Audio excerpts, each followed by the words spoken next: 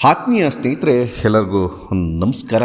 ಮೈಸೂರಿನ ಚಾಮುಂಡಿ ಬೆಟ್ಟದಲ್ಲಿ 2ನೇ ಆಷಾಢ ಶುಕ್ರವಾರದ ವಿಶೇಷ ದರ್ಶನಕ್ಕೆ ಮೈಸೂರಿನ ಹೆಲಿಪ್ಯಾಡ್ನಿಂದ ಸರ್ಕಾರಿ ಉಚಿತ ಬಸ್ ಸೇವೆಯ ಪ್ರಯಾಣದಿಂದ ಬೆಟ್ಟದ ಪ್ರಕೃತಿಯ ಸೌಂದರ್ಯವನ್ನು ಸವಿಯುತ್ತಾ ಬೆಟ್ಟಕ್ಕೆ ತಲುಪಿದೆ. ಅಲ್ಲಿ ಭಕ್ತ ಸಾಗರವನ್ನು ವೀಕ್ಷಿಸಿ ಆಶ್ಚರ್ಯಗೊಂಡೆ. ಜನ ಸಾಗರವೇ ನೆರೆದಿತ್ತು. ಸರದಿ ಸಾಲಿನಲ್ಲಿ 3 ಗಂಟೆಗಳ ಸಮಯ ಕಾದು ನಿಂತಾಗ ಅಲ್ಲಲ್ಲಿ ಭಕ್ತರ ಆಕ್ರೋಶವು ವ್ಯಕ್ತವಾಗುತ್ತಿದ್ದವು. ಆಗಾಗ ವಿಐಪಿಗಳ ಆಗಮನವು ಹೆಚ್ಚಾಗಿ ಕಂಡುಬರುತ್ತಿದ್ದಂತಹ ದೃಶ್ಯಗಳನ್ನು ಕಂಡು ಭಕ್ತರು ಕೋಪದಿಂದ ತಳ್ಳಾಟ ನೂಕಾಟವನ್ನು ಕೂಗಾಡುತ್ತಿದ್ದರು. ಈ ದೃಶ್ಯಗಳನ್ನು ನೋಡಿ ತುಂಬ ಬೇಜಾರಾಯಿತು. ಮಧ್ಯಾಹ್ನ 3 ಗಂಟೆಗೆ ದರ್ಶನವನ್ನು ಪಡೆದು ಧನ್ಯನಾದೆ.